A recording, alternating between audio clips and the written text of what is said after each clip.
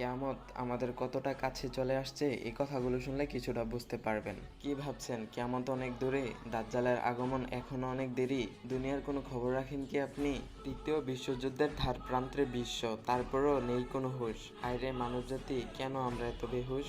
আচ্ছা, দাজ্জালকে কোথায় হত্যা করা হবে সেটা কি জানেন? তাকে হত্যা করা হবে ইহুদিদের দেশে সাদাশ্রিত পাথরের বিশাল এক গেটের নিচে। খোঁজ নিয়ে দেখুন, সেই গেটটা ইতিমধ্যে ইহুদিরা নির্মাণ করে ফেলেছে। তেল আবিব থেকে প্রায় 15 কিলোমিটার দূরে আপনি গুগলে সার্চ দিলেই পেয়ে যাবেন। কে দাজ্জালকে হত্যা করবে সেটা কি জানেন?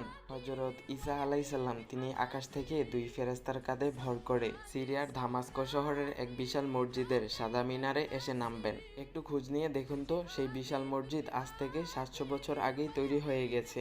একই স্থানে এক বর্ণনা অনুযায়ী, যেমনটা হযরত আবু হুরায়রা রাদিয়াল্লাহু তাআলা আনহু বর্ণনা করেছেন, তখন সমুদ্রের নিচে থাকবে আগুন আর আগুনের নিচে থাকবে পানি। শুনতে আজব লাগছে তাই না? একটু খোঁজ নিয়ে দেখুন তো, প্রশান্ত মহাসাগরের বিভিন্ন স্থানে পানির নিচ থেকে এখন দাউ দাউ করে আগুন বের হচ্ছে। আস্তাগফিরুল্লাহ। তখন আরব দেশে বরফ জমতে থাকবে। গত 2 বছর ধরে সেটাই হচ্ছে।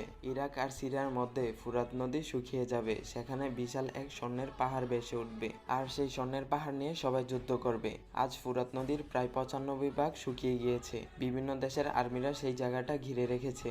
এর আগে ইমাম মাহাদি অর্থাৎ সুপথপ্রাপ্ত নেতা আত্মপ্রকাশ করবে, যার নাম হবে মোহাম্মদ, পিতার নাম হবে আব্দুল্লাহ এবং মাতার নাম হবে আমেনা। তিনি হুবহু আমাদের নবী হযরত মুহাম্মদ সাল্লাল্লাহু আলাইহি ইসলামের মতো সুন্দর ও সুঠাম দেহের হবে। সুবহানাল্লাহ, আল্লাহু আকবার। ইমাম মাহাদি যেদিন আত্মপ্রকাশ করবেন সেই দিন হবে রোজ শুক্রবার এবং মক্কায় হবে 15 রমজানের দিন। আশ্চর্যের বিষয় হলো, গত 2010 সাল থেকে প্রতিটা 15 রমজানই ছিল শুক্রবার, এবং ক্যালেন্ডার দেখেন জানতে পারবেন 2024 সাল পর্যন্ত মক্কার প্রতিটি 15 রমজানই ছিল শুক্রবার। আস্তাগফিরুল্লাহ। তো কি মনে হচ্ছে কিয়ামত কি খুব দূরে? আল্লাহ তাআলা ভালো জানেন। মহান আল্লাহ পাক আপনাকে আমাকে দিনের সহি বুঝ দান করুক এবং তার উপর আমল করার তৌফিক দান করুক, আমিন। তো গাইস, ভিডিওটা সবাই শেয়ার করে দিও, আর এমন ইসলামিক ভিডিও পাওয়ার জন্য ভাইয়ের আইডিটা ফলো করে দিও। আর আমার আইডির নাম হচ্ছে ইসমি নাইম। তো গাইস, নতুন কোনো ইসলামিক ভিডিও আসা পর্যন্ত সবাই ভালো থাকবেন। আল্লাহ হাফেজ গাইস।